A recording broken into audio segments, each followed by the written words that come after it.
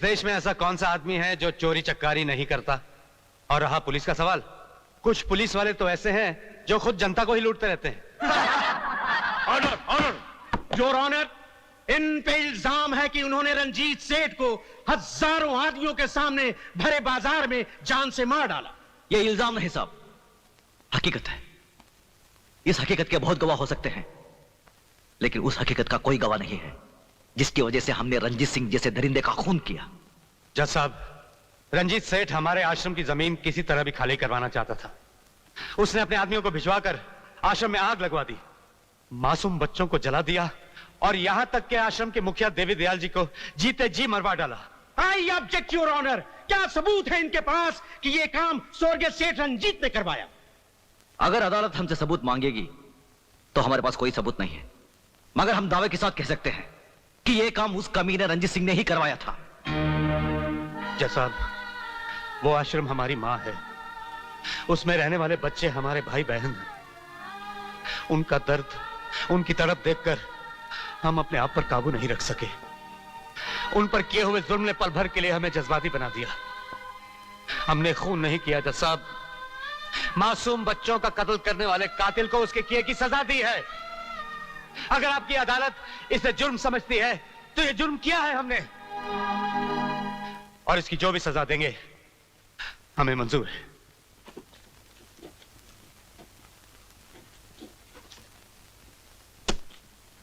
तमाम बातें सुनने के बाद यह अदालत मुल्जिम बलवीर और अनवर को उम्र कैद की सजा देती है।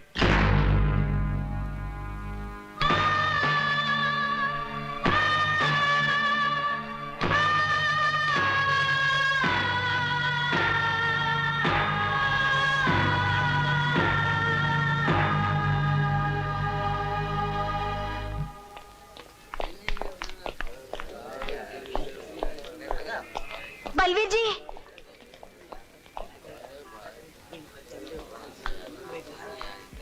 जरा एक मिनट। ओके, ठीक है।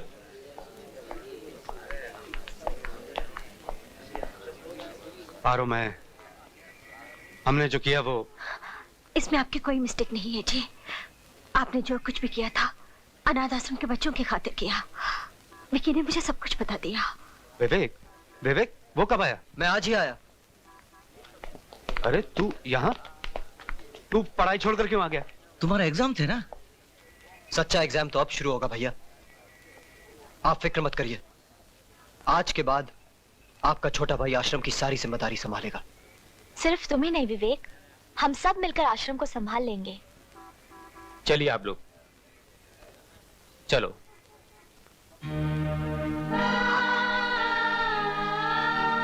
पारो, हो सके तो मुझे भूल जाना। याद रखने वाले कभी भुला नहीं जाते जी। आपके इंतजार करूंगी।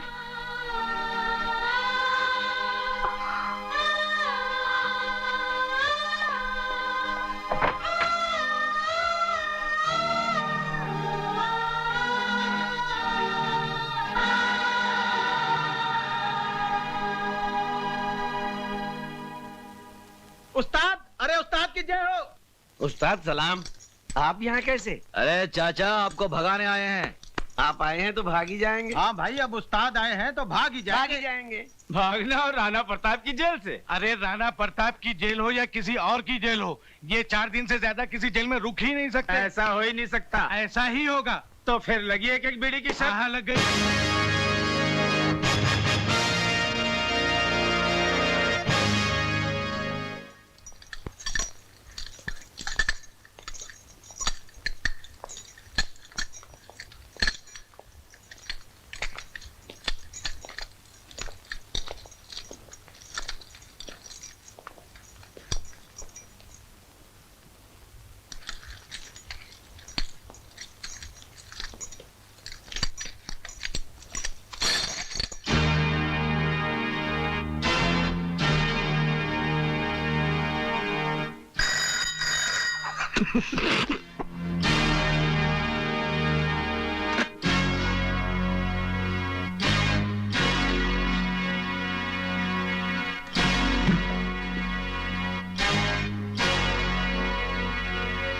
लोहे की जंजीर में तो शेरों को बांधा जाता है, इन मासूम मुजरिमों को नहीं, जो बुज़दिलों की तरह रात के अंधेरे में गुनाह करते हैं और दिन के उजाले में मुंह छुपा लेते हैं। जेलर साहब, ये आपकी आवाज सचमुच ही आपकी बहादुरी की निशानी है या हमारे नाम की दहशत? दहशत? राणा प्रताप सिंह उस सरहद का नाम है जहां दहशत भी पहुंचकर दम तोड़ देती है। लगता है आपने हमारा रिकॉर्ड नहीं पढ़ा। हम वो तेजाब हैं जो लोहे की सलाखों को भी जलाकर राख कर देते हैं। हमें यहां से भागने से कोई नहीं रोक सकता। अगर तुम्हें भागने के लिए सारा जेल भी कहेगा तो तुम भाग नहीं सकोगे। आप भागने की बात कर रहे हैं? अगर आप कहें तो हम अकेले नहीं, पूरी जेल को साथ में लेकर भाग जाएं। यप। हवाओं के टकराने से पहाड़ में सुराख नहीं हुआ करते, फिर भी हमें तुम्हारा ये अंदाज पसंद आया। ये हमारा वादा रहा कि तुम्हें भागने के लिए ऐसा मैदान देंगे कि तुम भागते भागते थक जाओगे, लेकिन मैदान खत्म नहीं होगा। और जब नजर उठाकर ऊपर देखोगे तो राणा प्रताप सिंह तुम्हारे सामने कानून की मजबूत दीवार की तरह खड़ा होगा। बंद कर दो इन्हें।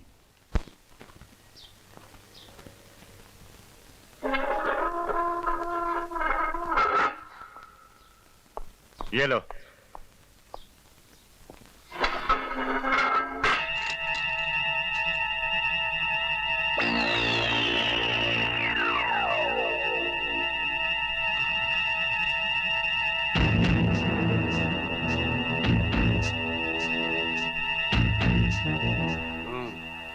बल्लू, ये तो ऐसा आराम से लेटा है जैसे कंबल पर नहीं, चंबल में लेटा। सोने दो उसे। क्यों? ये क्या कर रहा है? लो लो लो। दे दे दे दे।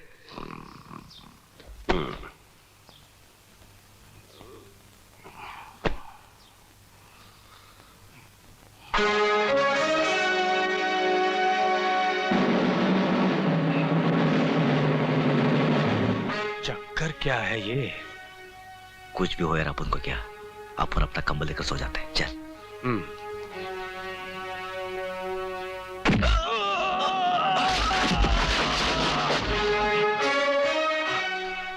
गधे ने दुलती बहुत जोर से मारी।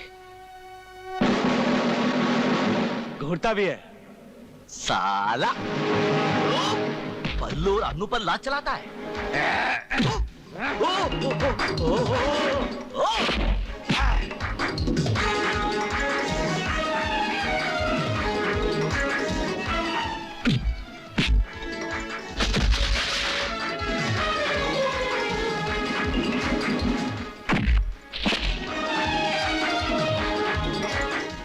नहीं नहीं नहीं नहीं नहीं नहीं, बल्लू बल्लू बल्लू।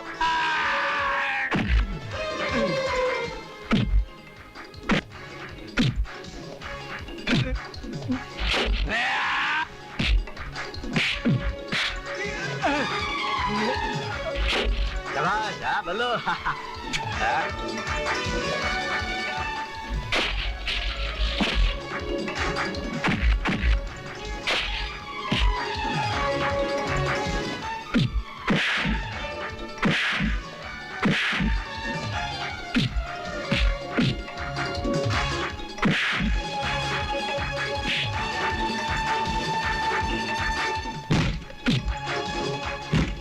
ले।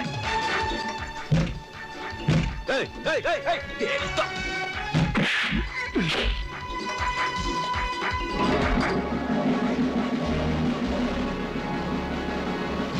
ये राणा प्रताप की जेल है। यहाँ के कायदे और कानून तुम्हें मालूम होने चाहिए। भयानक से भयानक मुजरिम भी यहाँ आकर हमारे कहते ही शराफत की चादर तान कर सो जाता है। जो ऐसा नहीं करता। देखो बेटे, अच्छे बच्चे जिद नहीं करते। आपको कितना तेज बुखार है? पी लो दूध। नहीं, मैं दूध नहीं पीऊंगी। बताओ अनवर अंकल कब आएंगे? अनवर अंकल आ जाएंगे बेटा, पी लो। कब आएंगे? हम बताते हैं बेटा, आपके अंकल बहुत जल्द आ जाएंगे। आप झूठ बोल रही हैं। नहीं नहीं, हम बिल्कुल सच बोल रहे हैं। आपके अंकल ने तो हमें भेजा है। ये लो, दूध पी लो। कल हम आपके लिए बहुत सारे खिलौने लाएंगे। लो, दूध पी लो जल्दी। Good girl. 1 2 1 2 1 2 1 2 1 2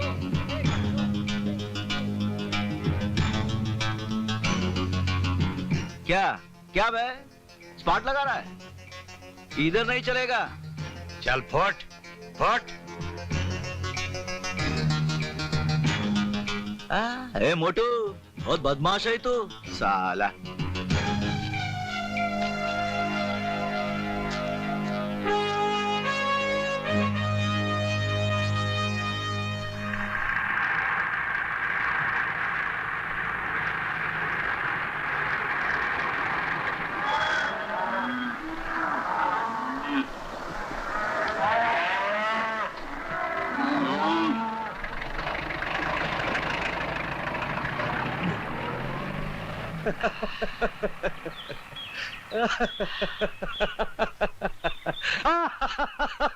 ये बल्लू, पागल हो गया क्या? क्यों इतना हंस रहा है? अरे बोलना, एक खींच के दिया तो। मेरे सामने जेलर साहब का चेहरा नजर आ रहा है। बड़े रोब से उन्होंने कहा था कि सारी जेल भी तुम्हें भागने को कहेगी, फिर भी तुम नहीं भाग सकोगे।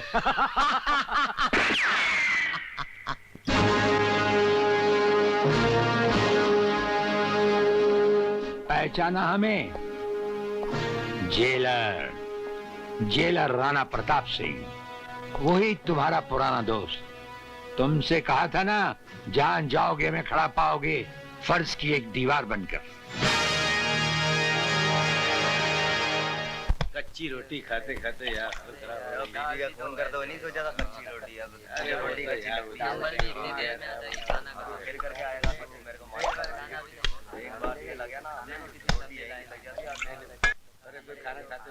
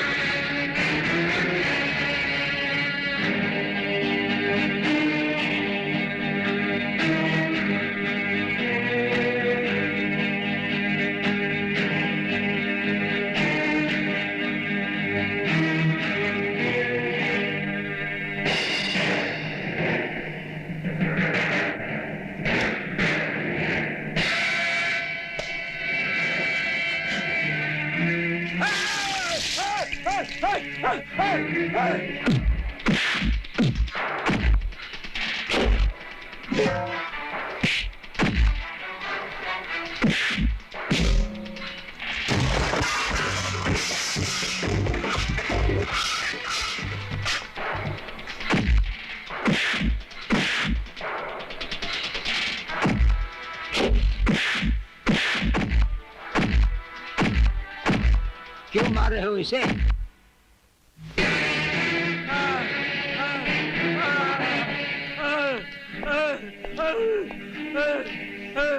ये सब कैसे हुआ? इससे क्या पूछते हो साहब, हमारे से पूछो। हमारे साथ जो भी बदतमीजी करता है उसका यही हाल होता है।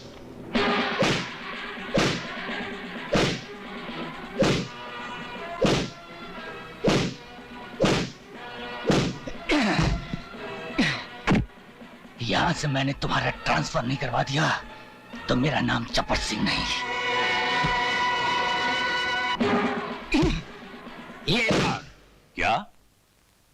राणा प्रताप ने जब्बर को बेरहमी से मारा, ये जानते हुए कि वो हमारा आदमी है। क्या बताऊं साहब, वो तो खुद को जेल का बादशाह समझते हैं। जो दिल में आता है वो कर देते हैं। कायदे कानून को अपने जूते के नीचे रखते हैं वो। देखिए ना साहब, इन्होंने मुझे अपने घर में काम करने के लिए बोला। मैंने जब मना किया तो मुझे मारने लग गए। ये देखिए, मेरा ये हाल बना दिया। जेलर का काम होता है कैदियों को सुधारना, उन्हें अच्छा इंसान बनाना, ना कि उन्हें इस तरह मारना पीटना। आप अपने आप को इस कैदी का मालिक या जेल का डिक्टेटर समझते हैं? जी नहीं, सिर्फ रक्षक। और एक अच्छे रक्षक की तरह हम इनकी भलाई और इनके रहने सहने का पूरा ख्याल रखते हैं। लेकिन अगर एक लापरवाह बच्चा अपनी मनमानी करे, प्यार से बिना माने, तो उस पर कभी कभी सख्ती करना पड़ती है। जेल मंत्री होने के नाते मैं कैदियों पर किसी भी किस्म की सख्ती का इस्तेमाल बिल्कुल पसंद नहीं करता जेलर साहब। अच्छा ख्याल है। आइए एक और कैदी से मिलिए, उसे आपकी हमदर्दी की खास जरूरत है। आइए, ये देखिए। माय गॉड, इसमें गॉड क्या करेगा मिनिस्टर साहब? इसका हशर आपके चहीते कैदी जबर सिंह ने किया है। ठीक है ठीक है, मेरी एक राय है जेलर साहब कि आइंदा कैदियों के साथ इतनी ज्यादती से पेश मत आइएगा। मैं चलता हूं। जाते हुए एक हमारी राय भी लेते जाइए मिनिस्टर साहब। अगर आप जैसे जिम्मेदार लोग जबर सिंह जैसे बदमाशों का साथ न दें तो हम अफसरों को अपनी जिम्मेदारी निभाने में जरा कम मुश्किल पेश आएगी।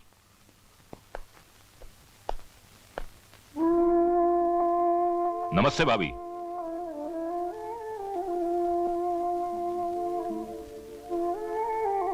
भाभी, ये शक्ति सिंह है इस शहर के बहुत बड़े रईस और आपके होटल प्रोजेक्ट के पार्टनर। अच्छा अच्छा, मेरे पति अक्सर इनका जिक्र किया करते थे। आइए ना, बैठिए।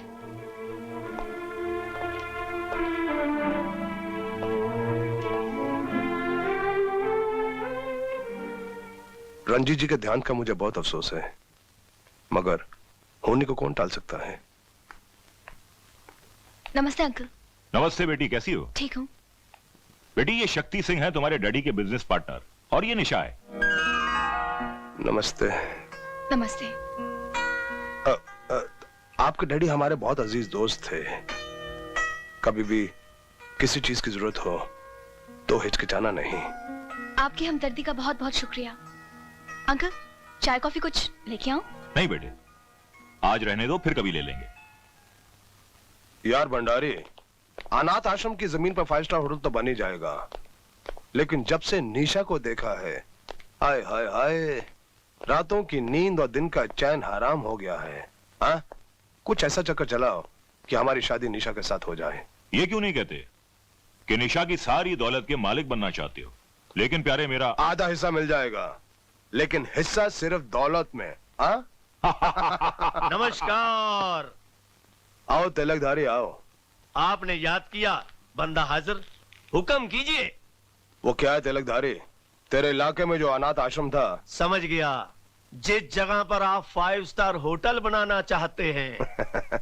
आदमी बहुत समझदार हो। हाँ तिलकधारी, हम चाहते हैं कि उस इलाके में बच्चा तक नजर नहीं आए। बच्चा तो बच्चा, उसके आसपास जानवर भी नजर नहीं आएगा, आप फिक्र मत कीजिए।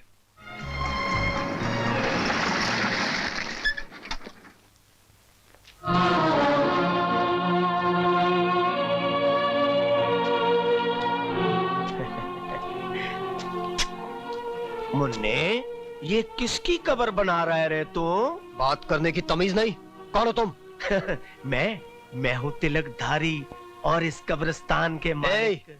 ये कब्रिस्तान नहीं, हमारा आश्रम है, और फिर यहाँ के मालिक से धर्मपाल हैं। ओ, धर्मपाल जी, वो तो पालकी में बैठकर ऊपर धर्म का काम करने के लिए गए हैं।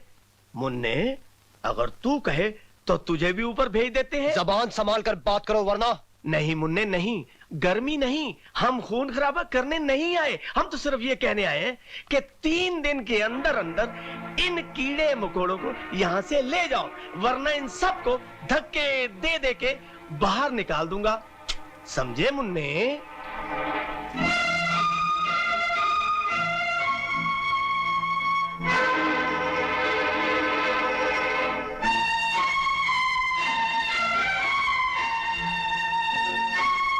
तुम सब ठीक तो है ना?